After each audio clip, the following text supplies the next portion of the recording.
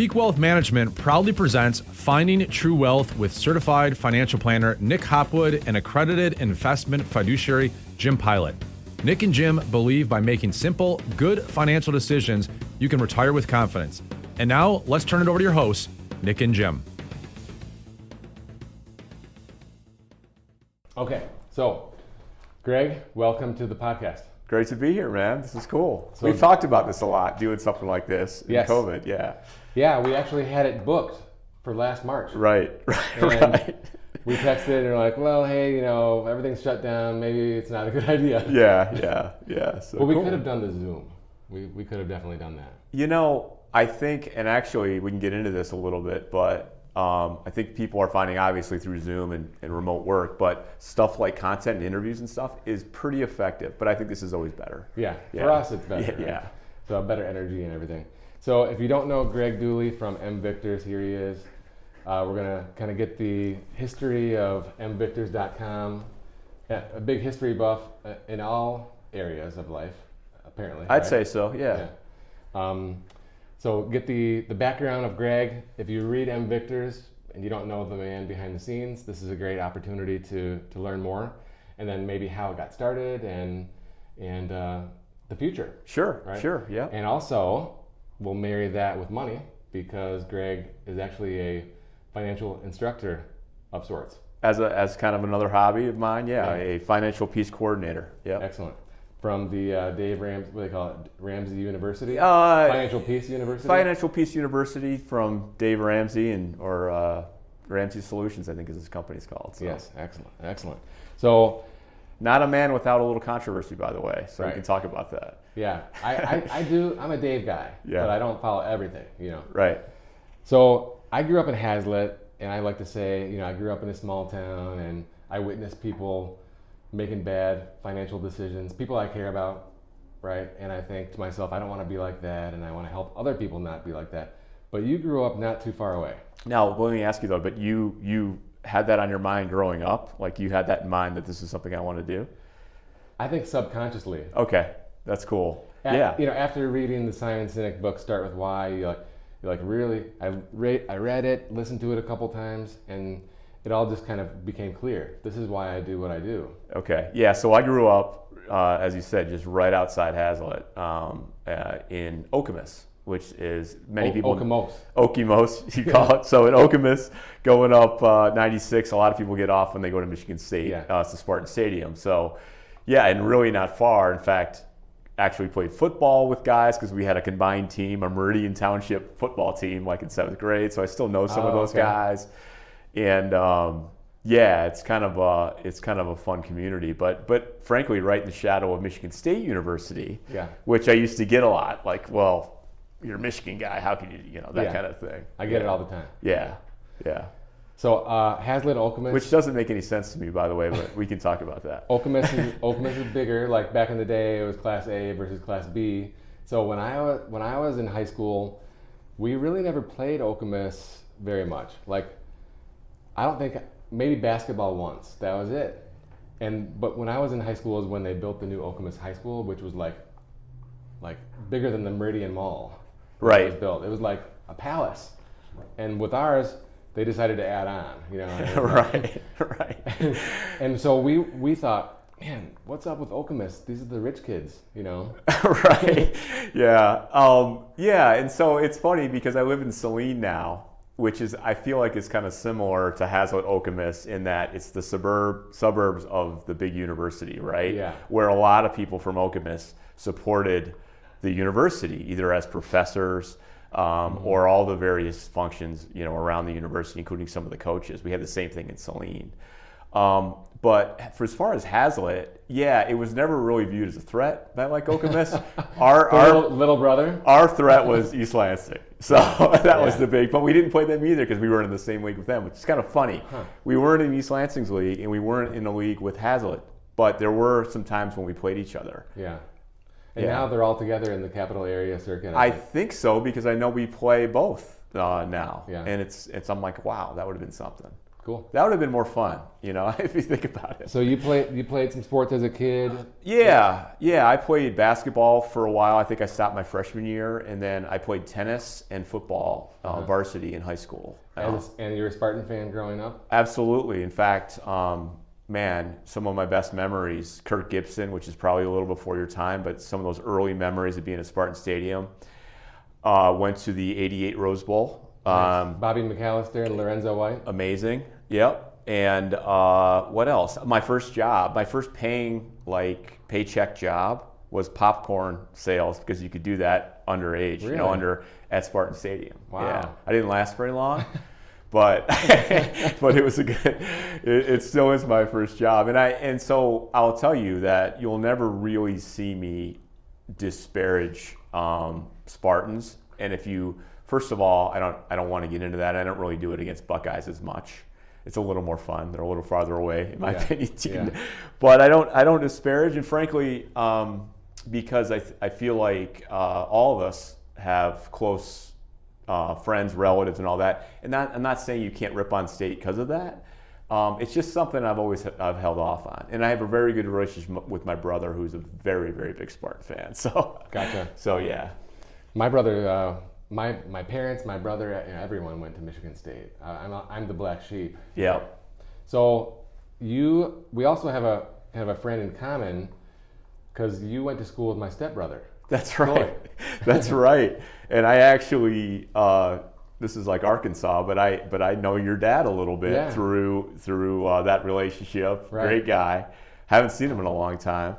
And so we have those ties. Yeah, I love Troy. So I haven't seen him in a long time. Yeah, Troy's down in Florida, loving life. He can go out to eat, so that's cool. Oh yeah, that would be nice. That would be nice. So as like a junior, senior in high school, making the choice, right, with college. Yeah. Obviously, Michigan State's right there, but had good enough grades to get into Michigan. So yeah, was that an easy choice for you? It was close. Yeah, we always do this. Well, I never would have gotten into Michigan. I do think the standards of grades have changed, how they apply. But if you looked at my grade point average and my test scores, compared to someone today, I'm not even close. Right? I'm in the same league as you. Yeah. So but Michigan wasn't crazy back then. I think there were different ranges of scores. But yeah, I got in. I think I wasn't on the wait list or anything. I got right in, but I think I was probably on the lower end of candidates at the time. And what year was that? That was my first year at Michigan would be '89, the fall of '89. Wow, what a year! It was great. Well, keep in mind I just had missed. I knew when I was going when they won the basketball national championship. But '89 through '93. Oh yeah, because they won the championship in April of '89, and then you enrolled in the fall. Okay. You got it. I was actually on spring break when they won the championship, so I felt a part of it, knowing I was going to Michigan. Yeah. But great, incredible teams across the board: hockey, Fab Five, and football was fantastic. And really, Gary Mueller, Bo was the coach in '89, was last year, and then Mueller took over, and they were fantastic teams. Of course, Desmond won the. We've seen a lot about that with the Alabama guy winning the, but as the receiver, a golden era, if you will, in my opinion. Just fantastic sports. Yeah, it was great. Similar story. I was a freshman in '97, so for the first year we had no losing in football. Basketball, it was Traylor's final year, so they won the Big Ten tournament actually, but they didn't do anything else. And hockey was that winter as well. So winter of '98. Fantastic. So cool. Fantastic. No, it's great. It's all downhill since then. So one of the questions I usually get is well, you were a state fan growing up. You went to Michigan. What was that transition like? And I always tell people it was 5 seconds into moving into South Quad. I was a Michigan fan, and I can't describe it, but it was almost like. And by the way, I had friends from East Lansing in that area. They took longer, okay, but rest assured, it was an instant flip, and it's never ever wavered. Again, I respect Michigan State, but it's completely flipped immediately. So, same. I remember I applied really early. I got the letter and. I had my Michigan hoodie on the next day at high school, right? That was it. It was Done. over. Done. Yep. So, okay. So after college, right? What year was that? So like 93, 94? Yeah, so I have kind of a unique pre-internet, right? Yeah, absolutely. Yeah, kind of a unique kind of path of my career. So I was poli-sci major within the school at LSNA at Michigan. Had an interest in politics. Actually went on the 7th grade trip to DC, which a lot of schools do. Yeah. Mine was the Close-Up Foundation, where you got to spend some time in DC. And I was just fascinated with the place. I loved the energy of it. And I always kind of had my eye on, I got to go check this place out. So my first job out of Michigan was actually working for Fred Upton, who's still a congressman out in the west side of the state. And for a period, actually I reversed it. I actually worked for Senator Regal, the summer of going into my senior year, and then I got a job, an internship, an unpaid internship, by the way, with Fred Upton. And out of that, I did get some job offers to work in the Senate, but this was right on Capitol Hill. Yeah. So I worked on Capitol Hill. I love it when they actually started showing some of the pictures underneath the Capitol the other day when everyone was scrambling. And I love it because I used to wake up in the morning on the Senate side, take the train, enter the Senate buildings, which are on one side of the Capitol Hill, take the train to the Capitol, weave through like the Goodfellas basement go to the other side, get on the train and take it to the House, and basically be the first one there to open the mail and do all that stuff. Cool. It was pretty wild. Yeah, it was a cool experience. So that was for the summer? No, that was my gig, okay. And I worked as a bartender at a Chicago pizza place right on Capitol Hill, right around the corner from my apartment. That was it was probably about as big as the little room we're in right now. Yeah, could have been in your studio. Yeah. So when did you come back to Michigan? So let's see. It took a while. I ended up getting I got a job in finance for a small financial lender. We did small loans, mortgages, debt consolidation, that kind of thing. I don't think they're in business anymore. They were absorbed by Wells Fargo, but you have companies like that around. I don't recommend them. But I went on to get my MBA at Indiana coming out of that. Okay, so I actually was promoted to branch manager when I was 24. So I ran a branch in Chesapeake, Virginia, and then decided to put my sights on MBA and went to Indiana. And they offered me a partial compensation and things like that. And at the time, Indiana has a very good business school, yeah. But they were kind of revolutionizing some things, and they were one of the top 10 business schools. And I had a fantastic experience there. All right, so now you got 3 Big Ten schools close to your heart, perhaps, right? Yeah. It's all about Michigan. Okay. Yeah, it's nice to see Indiana do things, but I really feel, and I think a lot of people with their graduate school, it's not as much. No, yeah. It's kind of hard, but it was full time for 2 years. Yeah. And so now we're getting into the internet age. Probably, yeah. Right. We're on the brink of it. Like we had email and stuff. Yeah. It's funny to say, but we had to go to a computer and log on and that kind of thing. But yeah, so the internet and so that's what really drove my next move, which was through contacts at Michigan. They were working on big projects, consulting projects in Washington, D.C. So I still love D.C., and I had an opportunity there to join a firm. So I started with an internship in the summer, and they hired me when I got my MBA on an IT consulting firm, which was big, a big shop where we did big custom development, coding, the whole kind, built software solutions right at the end of the 90s there. Okay.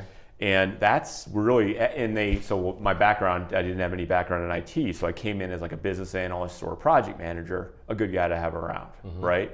That evolved through project management, through some different companies to really kind of what I do today, which is I lead, I'm a IT director, manager of people, director of processes, but it's really around delivery and project management. What's that? Not coding. I'm not coding. In fact, so I one of my stops recently was for a medical supplier that got bought by the company I work for now.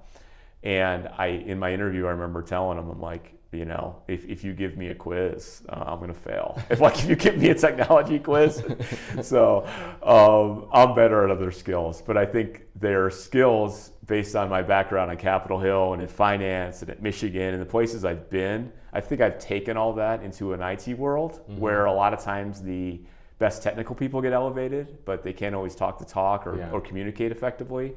I feel like that's served me well. I'll just put it that way. Today, right, you can run a website and have no technology skills, right? Yeah. But back in like 2000, if you were running a website, you'd be like the most advanced. Right. You know? Yeah, and don't get me wrong. Okay, you pull someone off the street, I'm still the guy that in the family and people that have to either recommend a laptop or talk to it or all this. Just with the people I work with, very low on the scale. So at this point, are you thinking, hey, I could maybe start my own website of some sort and maybe a blog, maybe make some money doing it, maybe just as a hobby or... Yeah, so one of our projects, because we were right on the cusp of the web, was out of business school, which really is the origins of MVictors. We were tasked to start a website, just create a website, back in the day, which was a little bit of a novel idea still, okay? Yeah. But learn HTML but this is in a business school setting, so this isn't highly technical. I loved it. I was fascinated by it. In fact, we used to have an investment club like the who are the ladies, the Beardstown ladies or whatever, but we had a group of guys from Okemos in that area, and we invested together. And the first thing I did was I created a website for us to talk about what we did. We had a ticker, all that silly stuff. But that really got me interested in the web and communicating with people with that format, which led to me starting to write about things I'm passionate about. Not just about Michigan, but about really anything, movies, just topics I was interested in, what's going on in my life. And this is before Facebook and everything, right? And I remember people telling me, well, you're kind of putting all your stuff out there, like occasional picture of a family member. Right. Like why would you want to do that? And I am, I'm not I'm fairly closely guarded with my family and stuff like that. But I never felt like I was crossing any boundaries. If you looked at the very limited stuff I talked about on that website today, compared to what's on Facebook on a daily basis, everything's out there. Yeah. So go ahead. So leading edge on that type of subject matter, right? It was. But also being authentic. Right? Yeah. Well, that's the thing, because I think what happened was people around the Michigan community, which generally speaking are pretty well technically advanced, at least the people I was communicating with, they were attracted to some of the stuff I started writing about Michigan, and it started to get some attention, and people started asking me about it. And then, occasionally maybe someone will say, hey, I see you're writing on this history topic. Maybe come in and talk. Can you come on WTK and talk? John Bacon used to have a show. Right, so I started to go like, well, people are kind of interested in this. And it's funny, I wasn't really a huge fan of the history. In fact, like a lot of historic things happened when I was at Michigan. Tom Harmon passed away when I was at Michigan. I didn't know who Tom Harmon was. Like if you asked me in 1994, after I graduated, about Tom Harmon, I might have known his name. But I didn't know he passed away. It was probably a pretty big deal. They probably had something at the game. I was a student. I was doing other things, right? Yeah. But I didn't care that much, and I think a lot of students are like that. It's definitely more of a guy with a little gray in his beard, like you and me, type topic. But I think as you mature and your pride grows and you long for some of those roots in the Michigan days, I think it does become something you appreciate more. So I got some attention for some of the stuff I wrote on history. And I realized, wow, people like this. I kind of like it. And that's where it started. And it's really gone. And that's when I decided, I think it was 2006, to go, I'm just going to put the Michigan content on its own platform and see what happens. And that's really where it started. It was about that time. In 2006. Yep. I believe the first time I discovered you was in 2008. Wow. So I can picture where I was sitting, and I would go to MGoBlog, MVictors, and trying to find information. Yeah. Right? And I was like, Well, I wonder if MVictors has something about this game that's coming up, or the one that we just played. No, it's just still brown jug stuff. That's right. But I would keep coming back, Yeah. right? Because you're just looking for anything Michigan, and then you start to become really interested in things that you didn't know about, right? Like I knew about the jug, right? Like in 2003, when we played at Minnesota. And they changed the game from Saturday to Friday. Crazy game, yeah, Friday for the playoffs. Night, we're down by like 21 in the fourth quarter.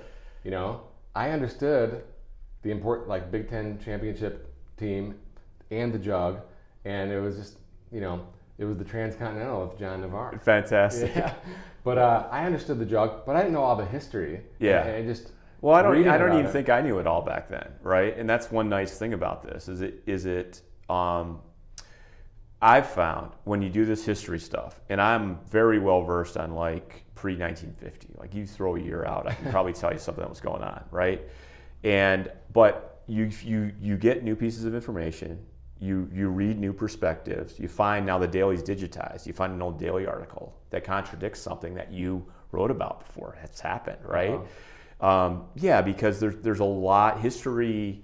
History is a funny thing. People think it's very finite and crisp and this and that.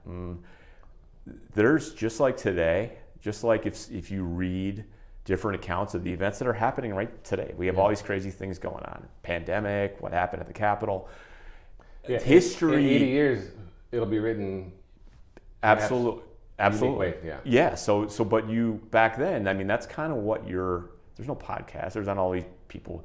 And you kind of have to piece together, you still have to do this, well, what really happened here? Yeah. Read between the lines of what actually happened. And then there's a cultural context to it too. Like there are race issues and that clearly happened, and there's challenges at Michigan that have been written about. But you also have this challenge, this hard part, it's tough to talk about, and it's hard to assess. But the fact is there were cultural and society differences that you have to lay over. And I know we get into this, but you can't just view it through 2020's lens. But where are the places to do that? The jug is I'll tell you, I've flipped my opinion, believe it or not, on some of the things I've written on the jug. But I really like it because it is this never-ending growing organism of the history of the school that I really love. And the jug, and I'll tell you one thing, I like to talk about memorabilia, and this is obviously not the real jug, that would be cool. but this is your favorite, right? This is the ultimate piece, I'd argue, of football, and I'm not talking college, I'm talking football memorabilia. This is the first trophy, that, and again, there's an older trophy they found in a closet somewhere that Arizona and Arizona State played for. It's so silly. We've played for this thing, since 1909. It was established in 1903. It started all of these trophies. Why? Because it's pretty cool. It is cool. Right? Yeah. And it's like the Stanley Cup. Yeah. Bacon asked me, how much is this thing worth in his book, right? It depends, stuff like this. Take it to London and have an auction. Right? Well, stuff like this, it's definitely tens of thousands of dollars, the real one. Oh, easily. Yeah. So what's the website that sells these? Give them a plug. Rivalry Trophy. They make Trophy. They make a bunch of the Big Ten ones, and last I talked to my friend Brian, this was what they started with. Yeah. They're state fans, and they made the Paul Bunyan Trophy. They did a fantastic job. The real one's much bigger, right? And I give them credit because people always ask me about the Bunyan Trophy compared to the jug, because those are the two trophies we played for. Yeah. And Michigan never wanted this trophy. Right. But I'll tell you, the job that Rivalry Trophy did with this little Paul Bunyan has really turned me on it, where I like it now. I wish we didn't lose it, but I love it. Right. Now, is this one piece the real? Because when I see Chase Winovich carrying it around, I don't see the bottom part. Yeah, and I don't know if this is, like, the jug is to scale. In fact, I told you before the thing, they used my dimensions on my website to help craft it, and they looked at it. But the Paul guy screws off, and that's why they always carry him around. Yeah. This base, I don't think it's to scale because it's huge. Yeah, I thought, that's what I thought. So that explains it. Comically huge. Speaking of Chase, it was the 2018 game in East Lansing on the Revenge Tour. Yeah. I I was just scalping. You know, I got tickets in it would be the north end zone, and they brought it down there, and I went right down to the front row, like, you know, because that was an important game. Yeah, big time. Right, and it was 7-7 in the fourth quarter. So the DPJ bomb in the fourth quarter, and then he had the little, you know, touchdown celebration. Immortal. Yeah, fantastic. Fantastic. So anyway, and I always tell people, like, you know, how do you assess these rivalries? And let's just talk about Michigan State and Ohio State. It hurts more to lose to Michigan State. It feels better to beat Ohio State. That's how I describe it. And I think it's for a lot of people. It hurts more because we feel like we're supposed to beat Michigan State. I agree. And also we hear about it a lot. We hear from Ohio State fans all year, but they're less in our ear and less at work. And just everyone in Michigan has Michigan State fans. You have Notre Dame and Ohio State sprinkled in. Yes. It feels better to beat Ohio State for a lot of reasons, but that's the standard we put ourselves to. So it's different kind of reaction, both emotional and visceral, but it's different. I agree. Yeah. So back to the website. How has it evolved over the years? Yeah. So it's evolved in that I started out kind of writing about everything that I like to write about. Like I used to even do, people would laugh today, but I even did like a preseason preview one year, like what to look for and things like that, which I don't doubt are interesting. What it evolved to, and then I got a press credential. I've been in the press, been invited to the press box. It's a privilege. I was one of the first ones. Do you watch the games there? Yes. So I was Phil Callahan from Go Blue, a friend of mine. He, I believe, was the first guy that Bruce Made, the SID at the time, let in. I believe I was second. And we were in the old press box, like so, before so this was years ago, right? And we've been in... That was 2010. Yeah, okay. The new press box. So 2009. So privilege for sure. Yes, I do watch. I do like it. Some people don't. Like Brian from MGO Blog could watch the game up there, I think. He often has people up there. I think he prefers to be in the stands. I don't. There's reasons for that. But I also have a bunch of friends now up in the press box that I like to see on game day, and I like the experience from up there. But here's what's changed with MVictors, is I used to write about everything. What I decided to do years ago was really focus on history and culture, right? There's plenty of people and plenty of content on X and O's. Yeah. I don't doubt there's a few people out there, because I've been around, that might value my opinion on what the football team is doing and what positions and X and O's and recruiting. Those things, that's... You can have recruiting, man. But all that stuff drives tons of traffic and things like that. And it's never been about subscriptions and money and advertisers, right? It's never been about that for me, obviously, because I chose history. But I decided to focus on history. Really, everything I write about is off the field. The uniforms, the memorabilia, the history in general, and even my I've moved on to like more web-based content, and I do spots for WTKA, and I've written in the game program. Everything is about history, and that's what I do. And I don't know that there's someone like me anywhere else in college football who just does that, but Michigan has enough. We played the first game west of the Alleghenies, so you've really found your niche with history and culture. Well, I decided to go there, and so what does that mean? It's evolved to doing just that, and doing just that whenever I feel like it. Okay, so I don't have a schedule. I do have some regular features. In fact, Dr. Sapp and stuff. And we did some spots for Peak this fall. Thank you. And so I do have some regular features, but Sapp produces his decals. I produce, which has been kind of fun, sad at the same time, like a mood index and other things. I love that. Yeah, it's at an all-time low. It's pretty bad. What about one for hoops? I don't feel like doing that. But you're right. Imagine all the new advertising dollars. I will say hoops is pretty high right now, and I observed this, and I always chat with Steve Clark, who's part of the WTKA pregame show. He's on Wednesdays on the midweek peak, and I told him, I'm like, after that Minnesota game, I'm like, this is the first time, if you had a genie and you could say, John Beilein's still here, or John Beilein's back, or whatever. After this week's Minnesota basketball, it was the first game. time I would say no. Keep him. No what? Keep him. No. I don't. Jeannie, you have a wish. Yeah. John Beilein never left, or whatever, or he's available. He's your coach. Last year, dude, loved Juwan. Went to school with Juwan. Yeah. Love him. Last year, gosh, that hurt because I love Beilein, and you can't knock the results, right? Oh man, after watching this team and what they do, I wouldn't trade him. I don't know who I would trade him for. But with plus, again, we're joking about recruiting with the players that apparently we have coming in. Are they still number one? That's the last I heard. But watching this team play, and they're doing without nerding out on basketball, they're crashing the boards on offense. They're getting back on defense. They're completely in your face. They're doing it all. I feel like Beilein sacrificed some of that to get back on D, but we're getting a ton of buckets, and I just love watching them. Think about this. We lose Walton and Wagner. Yeah. And then we get Simpson and Teskey, and now we've got Smith and Dickinson, and different games, Yeah. But I can't even pick.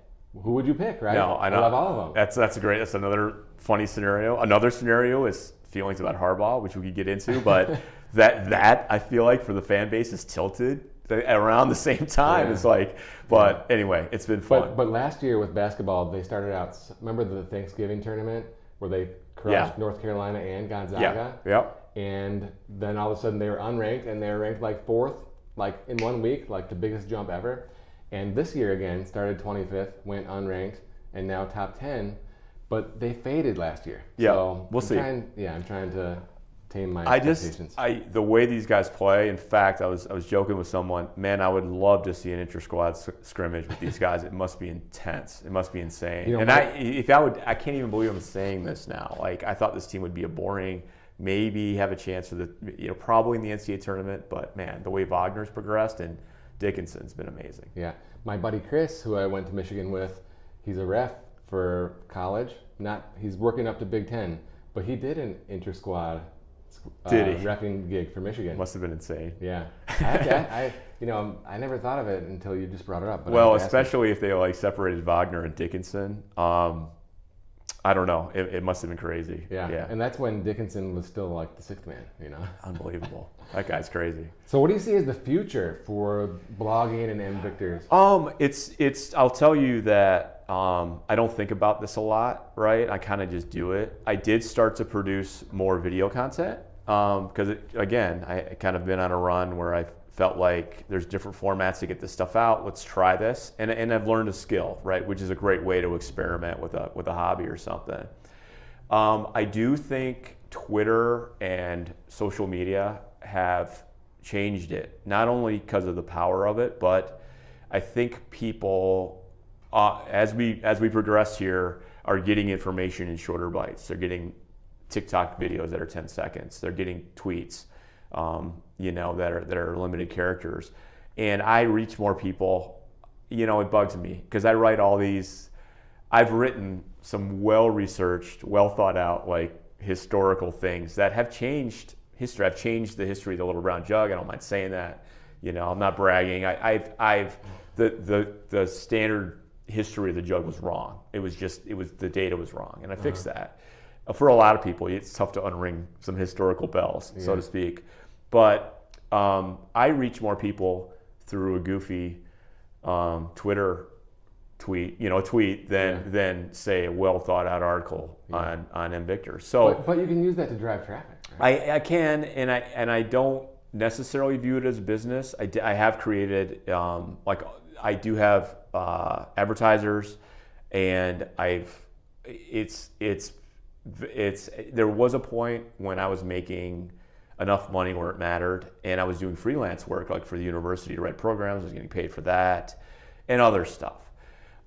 It's definitely evolved into it's nice to try to find a good match for my website, advertise with them, make a little bit of money if it makes sense to cover some costs, because I do pay SAP. It's not a lot, but I pay SAP, and there are hosting costs and things like that. It's not outrageous. But that's kind of the way I think about things. We'll talk about personal finance in a bit, but in my mind, I'd like to cover my costs, and that's about it. So you don't look at it as a business venture at all? Besides covering no problem. But I'm older than you. I'm moving on. One thing about financial diligence is it gives you options to do things. So is there a day where I could see myself doing more speaking and lecturing? I'm a guest lecturer at U of M in their history class quite often. The bacon class? Yep. What's the bacon this year? The bacon, it's my day. It's taken on different people, but I could see myself being more active in that, being on the radio more, doing more things like that around MVictors, because that's always going to be, I'm doing more video content. Is it ever going to be like a business enterprise that funds my family and things like that? No. Okay. I don't think so. But could it be the thing I do? If you would sell out to recruiting, it just might be. Yeah, historical. It's funny, there are historical recruiting articles that like SAP has worked on in the 70s that are actually pretty good. Wow. Stories about like recruiting Anthony Carter, which is really cool. Like some of the stories there. Yeah. We all know about recruiting Chris Webber, right? Right. And I heard he's coming out with a documentary on his perspective of the Fab Five. I thought those guys did a great job with the first one. I enjoyed that. I'm a big Jalen guy too. I think he's great. By the way, what he's doing, and I don't know from personal experience, but from optics of what he's doing with his Jalen Rose Leadership Academy, with all the forces and all the challenges we have in our society, the fact that a guy stepped up, created a school, goes out and funds it, and it seems to be having success getting inner city kids to college. And on a good path. I mean, that's real stuff right there. That's fantastic. That's got bite on it. With that said, when I was in high school, I hated the Fab Five as a Spartan fan. Yeah. Because they just kicked our butt, right? And I never got to enjoy cheering for those guys. But, having Juwan back and, watching the documentary from a different perspective, it's pretty sweet. Yeah, no, it was. It must have been amazing. It was, and I was at the Final Four. I was actually about 20 rows behind the bench when Weber called the timeout in New Orleans. They were great. We had a hookup in the ticket office. Wink, wink. So not me directly. So I graduated in 01, okay? So we had a tournament team in 98 all the way through like 09. No winning records, like no tournament appearances. So I wasn't really a big tourney fan. Can you believe it? Yeah. And Michigan State's winning national championships and going to the Final Four every other year. It was really bad for me, Like, man, when I was a Spartan fan, we had Sean Respert, but we never went anywhere. And when I was a Michigan fan, we never went anywhere. But now we're looking pretty good. And when we the tournament's fun as heck, right? It's awesome. Yeah. There's nothing like it. So the Trey Burke team, 2013, we were on a Disney cruise, and we were playing Kansas.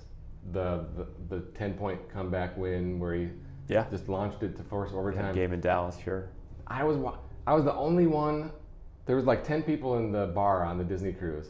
I was the only Michigan fan, and there's like 9 Kansas fans. That was fun. That must have been fun. Yeah, no, that was a lot of fun. I love it because you win those 2 games. It's 2 games, which is like how, I want to say how Fisher thought about it. Like he tried to compartmentalize, maybe it was Beeline, maybe it is Beeline, like mini tournaments, right? Yeah. But you get the satisfaction of getting through that 2 games, and then you have that week build, that short week with the short build up to like where all you're thinking about is that next game. Just love it. And of course we've it's been right on the cusp a few times here. So how did you get involved with Financial Peace? So like with MVictors, I do like go hard at things, right? I go hard at hobbies, right? Like, okay, Greg, you're in the press box, you do all these things and speaking and lecturing. Yeah, I go hard. And one thing that I've always felt was that, and I've seen this more and more, just like you described, but an adult version of what you described back in Hazlitt, where you see people around you and you see the forces around you and you see that we kind of have the cards stacked against us in a lot of ways around financial health. Okay, look, we're inundated with credit card ads, with gambling ads now. I mean, everyone's driving at you to get your money, and I feel like we're not equipped. Many of us aren't equipped, and we were talking about like high school. Like, I never had a personal finance class in high school, but I benefited from a family and parents who were very, very, they're a high financial IQ, I'll put it that way, okay?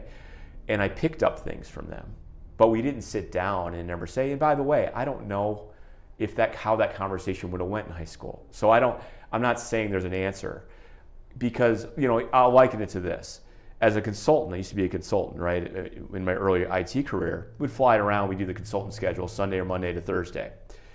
All consultants talk about when they're not talking about work is travel points and travel and tips, tricks for airlines, hotels, all that. I could explain all that stuff to my high school self who'd never been on a plane or barely been on a plane, or whatever.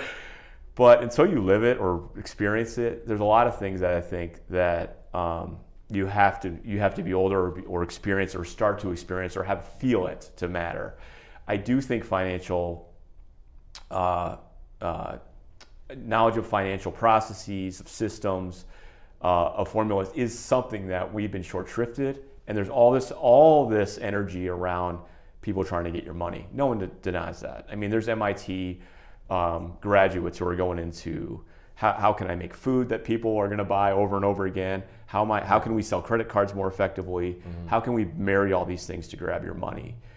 But it's not countered with a lot of discipline around it. Most of us have to pick it up from our parents. Okay, yeah, go on. You follow right in line with your parents, or you can rebel against them and say, I see what they're doing, I don't like it. Doesn't make sense to me. No, and I'll tell you, like, and I'm sure it's still the case. My first experience outside the home really was going to Michigan and picking up I'm there at school. One of the first things you do is go get your books at Ulrich's bookstore back in the day.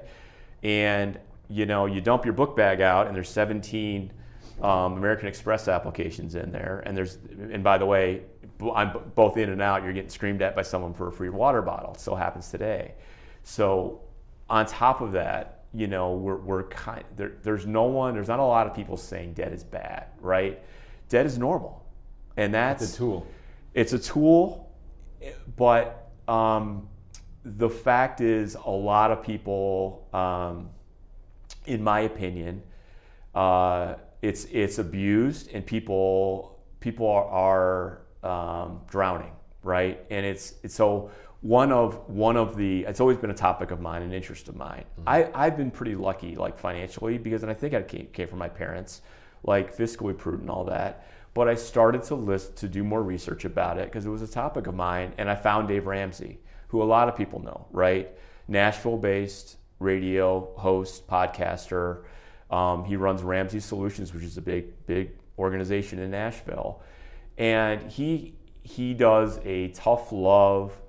He has a program, a baby step program. It starts with getting out of debt, right, and through what he calls financial freedom, financial peace. And I think most people find him because they feel that pain of debt. Yeah, right? and that's what's important. Is his show is really more about life and navigating life than it is money. Money's the backdrop, but it's really about these hard, often people call with tragedies. And conversely, people call up like, I have a windfall, or I did it right, I'm at the end, what do I do now? But don't know.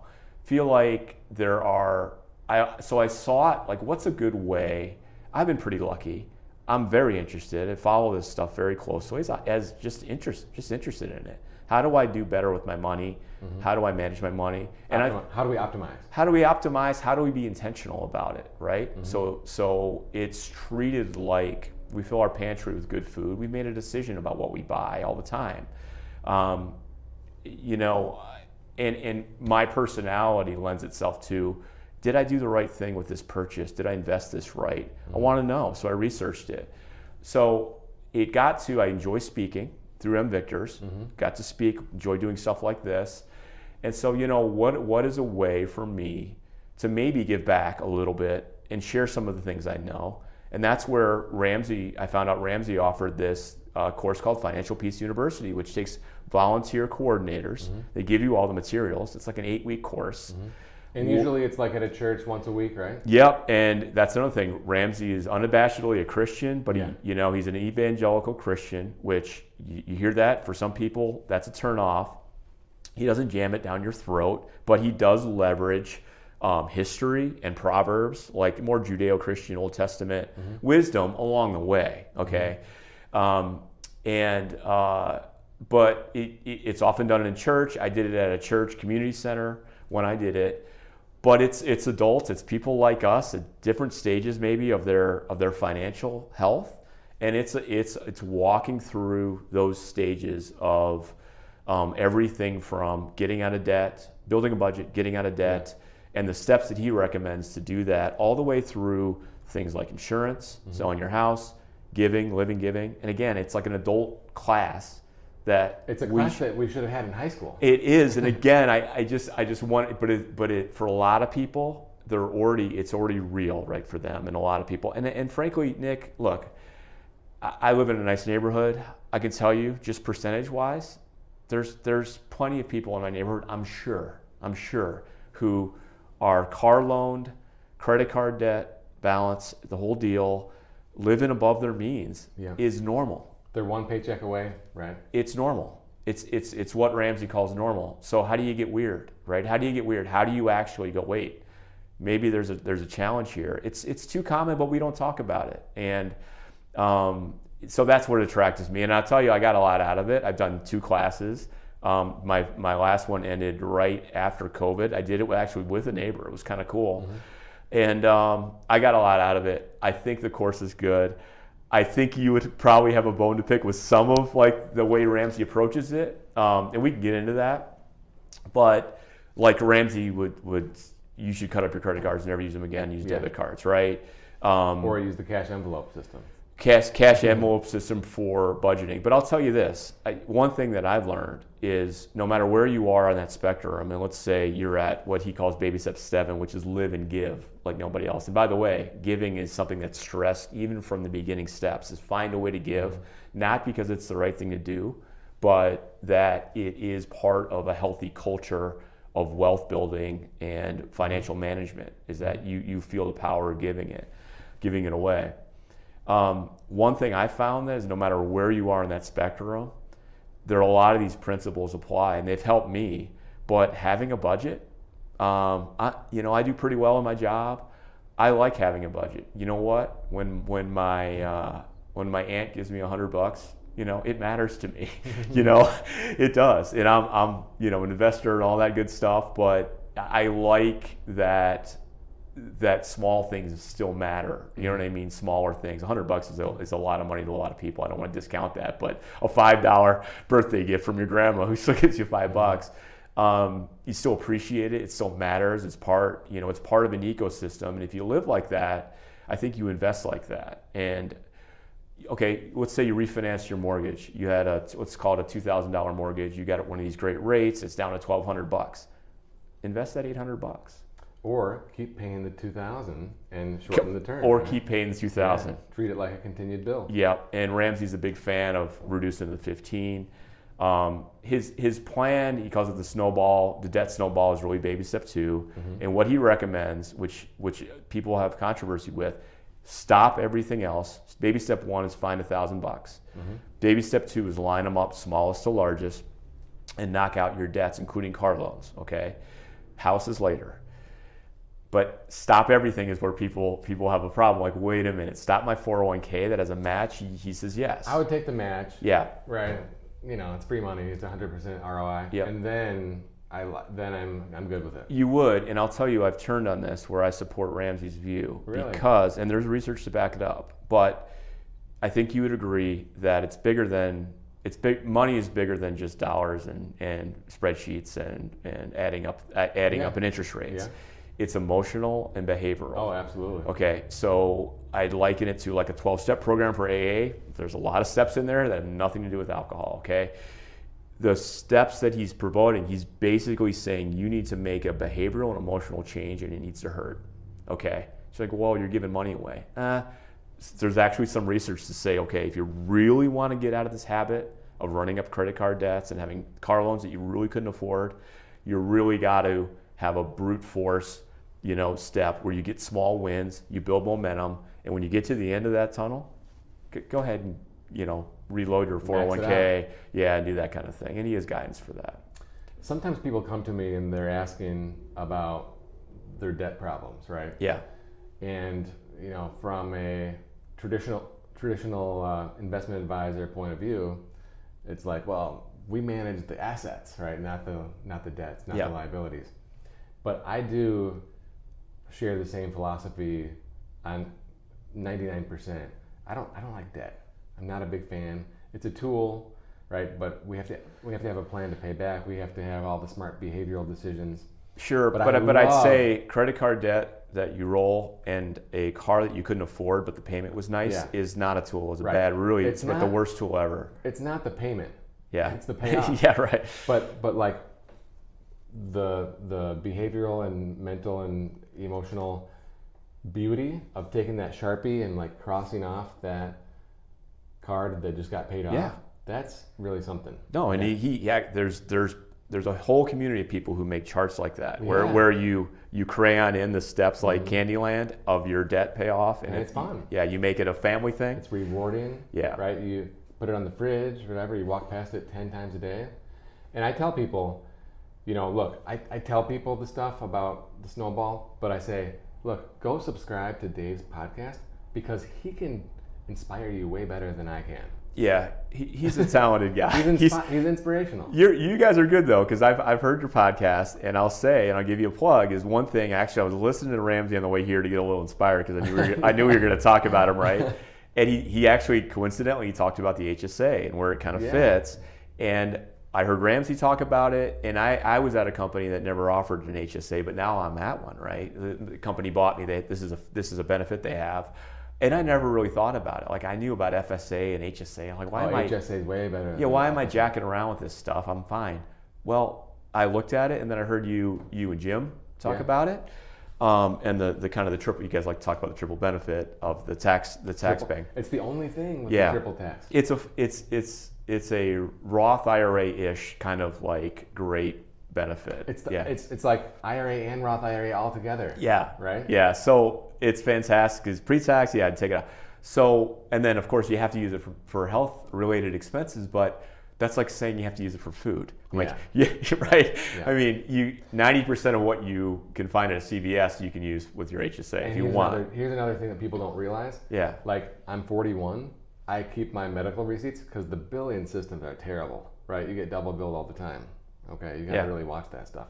But I keep them for that reason, and I'm continuing to keep them because I can use the receipts for today to justify HSA withdrawals in the future. Fantastic. I didn't know that. Yeah, that's great. See, hot tip right there. That's right. I love it. The other thing, Ramsey, there's a couple reasons for this, but you probably know that Ramsey is a big fan of wealth advisors and wealth investments. We at one point were a Smart Investor Pro, which is a special program that they use, which we were part of for like a year and a half. I'm curious how that worked for you. We can talk about it offline if you want. But he gets money from referrals for that, right? That's a big part of his business. It's like an advertising program. Yeah. He has insurance companies he recommends. Real estate. Yep, he has trusted, Dave Ramsey certified this or that. Mm-hmm. So make no mistake about it. This is a money-making venture for him. I don't know that it steers a lot of his opinions, but he is going to steer you toward the people that are part of his program, which I think is okay. He's got an insurance company that I think is there in Nashville that he recommends, right? Which great referrals, right? If you can get a big policy. But overall, it is to me, a very logical, tough love way of breaking through some of this that they rely on people in the community to kind of share amazingly for free. I mean, I did 8 weeks twice now just because I liked it. People were like, well, what's in it for you? I had nothing. I mean, honestly, you're paying it forward. A little bit, but I get what I get out of it. There's no tangible benefit, but being able to speak to people, educate them, answer their questions, help them, be a resource for them in their lives, kind of cool, right? It is. And I know I imagine one of the reasons you get satisfaction at this job is the fact is you are helping people. Yeah. And we talk about the emotional behavioral element of it. You want to talk about it when you, let's say you're getting ready to retire, or you've paid off all your bills and you want to invest your money, and all of a sudden the numbers get a little big, and you have stuff that happens in our world like it did last March, and even this week. It's good to have someone there that has lived through this, who deals with these type of decisions and knows trends, who can really remove you from that behavioral and talk you down. Because if all this stuff is at your fingertips, God, I gave my son a Robinhood account, right, just to get him exposed to this kind of thing. I mean, it's so easy for you to make a rash decision. Yeah, it is. Yeah. So I've been in the business since '99. I had an internship at American Express Financial Advisors after my sophomore year, and saw the tech crash, saw the 2008 financial crisis. And look, as much as I was having trouble in March, right? Having that experience, it really was critical. It just made things seem a little more clear, right? Yeah. Understanding that markets are markets. And we only had a couple of people make any bad decisions, right? And we made, in hindsight, I'm really happy with how we made it through 2020. That's awesome. But as I reflect on it, I think that we held to our beliefs and our core values because of that experience that we have, you know? Yeah, no doubt. I actually lived through that, and I remember. It's still the feeling in my gut when I would go, and back then I assume I went to a website, right? Check my 401k balance back then, and this all happened so quickly last year. No. This was like years of painful. Like, I'm losing every dollar I put in. Of course, it's all come back in spades, right? But it's like, So the tech bubble drawdown was March 2000 through basically March of 2003 when we invaded Iraq. That was the turn. So that's like 3 full years of just bleeding, right? And 2008, the peak was actually September of 2007 when my first boy was born. You know? Yeah. We had our first baby, right? The market's at an all-time high. Business is great. What could go wrong, you know? So September of 2007, it didn't bottom until March of 2009. So still, 7, 8, 9, right? It wasn't a full 3 years, but it was a long process, more acute than the first one. And this one was just like super short and acute. But we found that there's a correlation between the speed of the drop and the speed of the recovery. Okay. Right, like 2020, quick drop, quick rebound, right? Yeah. 2000 through 2003, we didn't recover. We barely recovered into 2007. Yeah, man. Like 2007 was barely better than 2000. It's painful. And there's that 10 years. But here's the thing, right? You had a lot less money back then. Yeah, sure. Right? You didn't have any gray hair at that point. Yeah. Now, Piker. Now, gray hair and much further along in your career, hopefully accumulating a lot more assets. Getting there. Goes down by 35%. You're like, yeah, in a month. Yeah. In 20 business days. No, and all kinds of things. Like, listen, if you watch these shows like I do, like, you see what is happening at Tesla. If you watch over the last couple of weeks, Bitcoin, wait a minute. Incredible amount of fear of missing out. If you've got to detach yourself from it, and it's a great opportunity, at least for some, of your money, to give it to someone who's been through it. So I fully endorse it, and Ramsey does too, in which, I don't think, because he's very particular about where fees should be, about fees and interest rates and what financial products are good and bad. He's like whole versus term. Right? He's never knocked real estate agents. And again, he may have some incentive for that, but he's never knocked certain insurance products, real estate agents, investment advisors. They provide a service that's valuable, and I totally agree with that. I'm preaching to the choir here, but I just thought of one more thing about Ramsey. I was listening to the podcast a couple of years ago, and someone calls up and they say, I can do X $100 a month to my debt, but the snowball's taking longer than I expected, yada yada. And he's like, well, what do you do after work? And he's like, I go home, And he's like, well, you could be delivering pizza. He says to make extra money, to enhance that snowball. Yeah. Like, Dave, man, you're really pushing them here. Yeah. Well, it gets, so what Ramsey would say to that is harsh because again, it's normal. So people are listening to this like, yeah, I got credit card debt or whatever.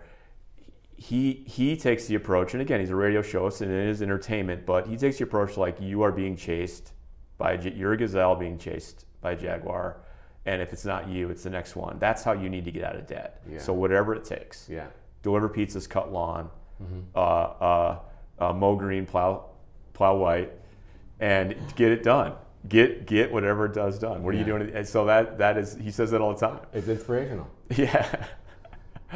Anything else that you that I forgot to ask you about MVictors or Ramsey or anything like that? No, I do. I go at these things hard. I like MVictors. It's what's been the best thing about it is really stuff like this. Like we coincidentally have mutual family members that we know, but I don't know if we ever would have met each other, right? So I've met so many people and I have so many relationships with people connected through the university and through the athletic programs and beyond through doing this.